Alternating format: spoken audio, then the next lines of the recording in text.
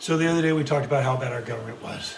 Between Preston Brooks of South Carolina and Senator Sumner from Massachusetts fighting on that, our government not even working, it's so bad that actually the President of the United States, James Buchanan, decides he's not going to run again. You kidding me? The President doesn't even want to run. That's how bad it is. So what does that do? That sends us into a tailspin. But what happens is we have now probably one of our greatest presidents that we've had looking today versus then. And it'll be very, very controversial as far as when things go. It all starts off with this young man by the name of Abraham Lincoln, this other gentleman, an older gentleman by the name of Stephen Douglas. These two start the greatest debate series ever. Stephen Douglas is a Democrat, and his whole role is to get rid of slavery immediately. Not deal with expanding, not doing that, but abolitionist completely 100% now. Abolitionism now. However, Abraham Lincoln comes in with a brand new Republican Party. His goal is to save or preserve the Union. That's his number one goal. Number two is do not expand slavery. He's going to maintain slavery, and slavery will slowly die out as he believes in working toward that direction and working toward legislating it out over a number of years. But this becomes huge. And with these elections coming on, these elections become real important. The Republican Party is now born. It is created, as you can see here, you can see the elephant that is still the representative of the peoples of the Republican Party today, just like the donkey is a representative of the Democratic Party today. However, with our controversy we have going on, it's going to get matters and matters and matters worse of what's going on. This United States is splitting and splitting and splitting, especially the Democratic Party that has split completely, that idea of the People's Party. Abraham Lincoln, Stephen Douglas go on a whole series of debates. And they continually talk, they debate, and people come in huge numbers to flock out and see them and watch and listen and hear what they have to say. And this is just really great. Abraham Lincoln, tall, thin, soft-spoken. Stephen Douglas, shorter, rounder gentleman, loud and just yelling at everything that goes on. Abraham Lincoln, we know, wins this election. Abraham Lincoln's true belief comes back into it. A house divided against itself cannot stand. He knows we need to preserve the Union at all costs. This man who was out on the frontier, yes, he lived in a log cabin. No, he was not a vampire hunter, but hey, good movie if you watch Abraham Lincoln, Vampire Hunter. This young man who taught himself to read and write, this young man who tried to get into politics and struggled and struggled and struggled in politics, is now kind of the front runner for what's going on with politics in the United States. And Abraham Lincoln is doing great, and the people are starting to follow behind him. Not everybody, not even a large majority, but the people are starting to follow behind him. Meanwhile, crazy John Brown shows up again. Not in Kansas, but in the area of Virginia. Today it's actually West Virginia. In 1859, he shows up along this area here, which is a place called Harper's Ferry. It's where three major rivers come in, it's where all our railroads are, and it's a factory town. That factory town builds guns. That's the number one thing, Harper Ferry guns. And those rifles are very important. John Brown and his group of raiders come in, very, very large.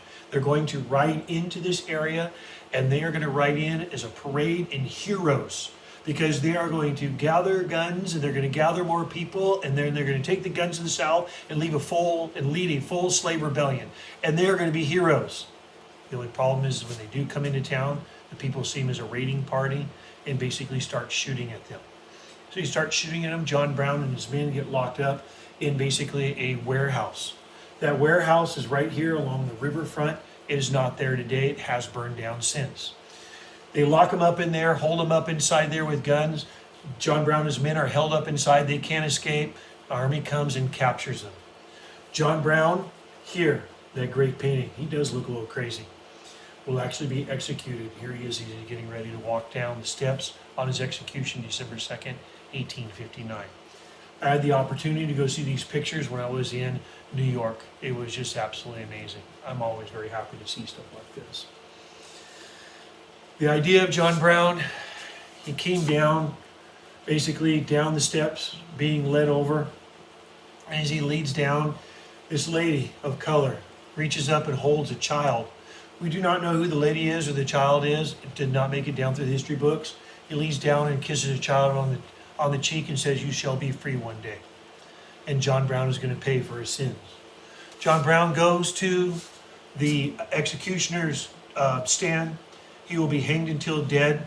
People who are there include people that will later on be famous leaders in both the northern armies and the southern armies, and also a young man who becomes so disappointed at what goes on and how things work. He actually was in the army, but he will leave the army immediately afterwards.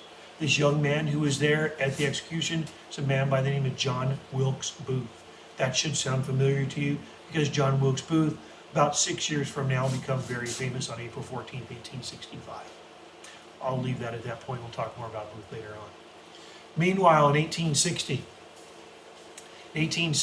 we get ready and closer to our election. The president, James Buchanan, decided he's not running again, so it leaves the whole entire elections open. Congress, we have people running, people not running, but Congress is not even really talking to each other. We saw how bad it was with the fight on the congressional floor. We end up with an election between 4 people. Of course, you know Abraham Lincoln's going to win. Abraham Lincoln, Stephen Douglas, and the Democrat Party is split up between John Bell and John Breckinridge, along with Stephen Douglas. Abraham Lincoln wins with 39% of the vote. It's 39% of the popular vote. So how does he become president?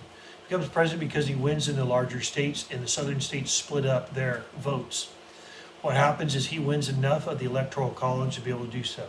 He gets 180. We have those different people on through here, and remember, that Republican Party is going to be a big one. Keep slavery out of the new territories, but the biggest thing will be to preserve the Union. That idea of Abraham Lincoln coming in on that brand new Republican Party, and he comes in to a country that is torn apart.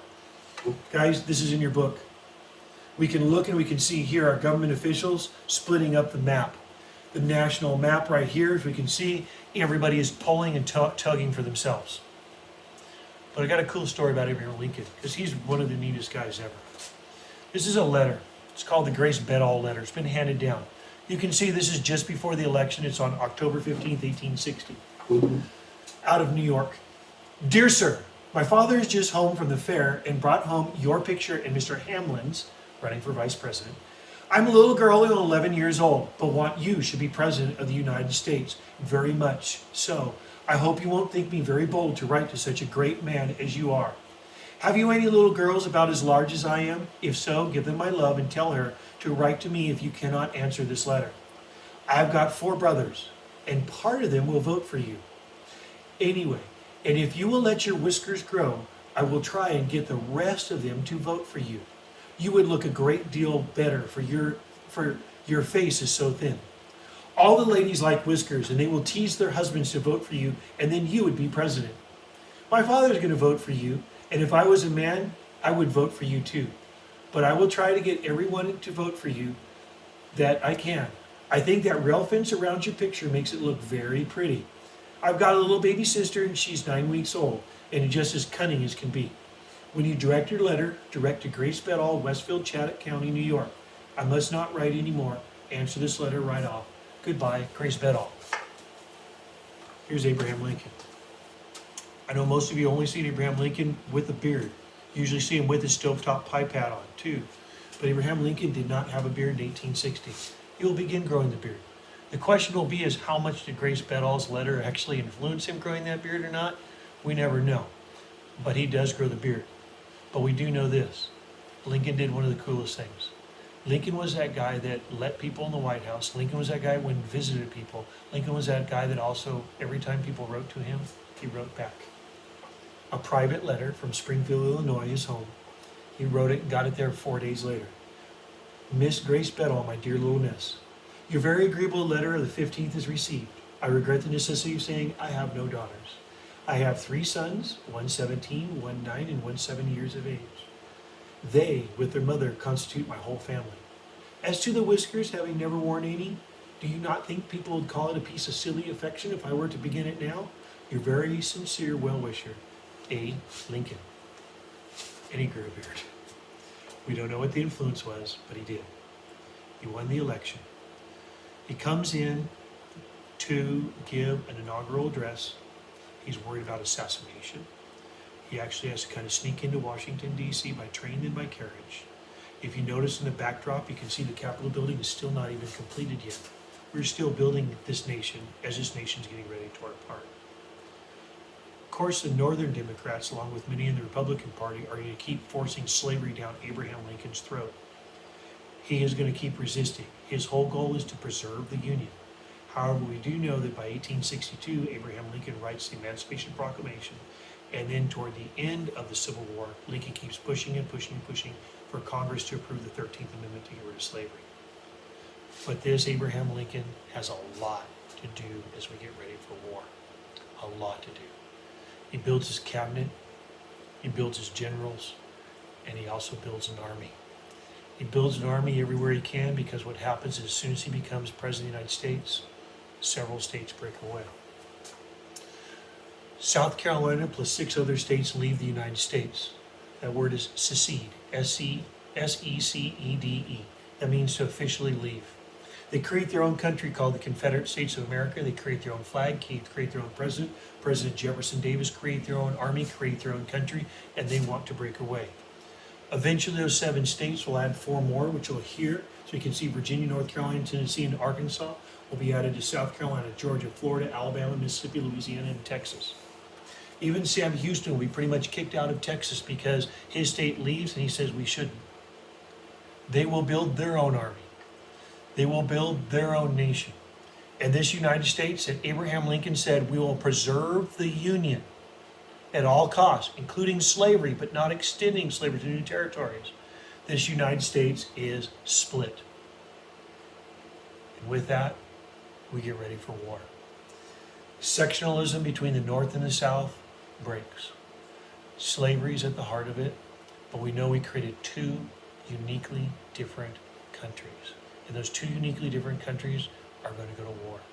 And it is going to be horrific over the next 4.5 years. Guys, I'm going to recommend for you this week to watch the PBS series. You can type into YouTube, PBS, The Civil War, watch episode 1, and they'll go through all the different causes leading up to the war. I'd love for you also to get a chance, and this is also on there, right here. It's called basically America, The Story of Us. If you get a chance, this is really good. We're getting ready to watch it. I recommend it to you. Westward. That was on the Movement West. Okay, did a great job on the Donner Party. There's a section on here called Division. So if you type in America, The Story of Us, episode Division, you should be able to find it on YouTube. Check it out, it's well worth it. Okay? If you want to watch some movies, Abraham Lincoln, Vampire Hunter. If you want to watch a good movie, Abraham Lincoln is also another good movie. Thank you guys. Have a good day.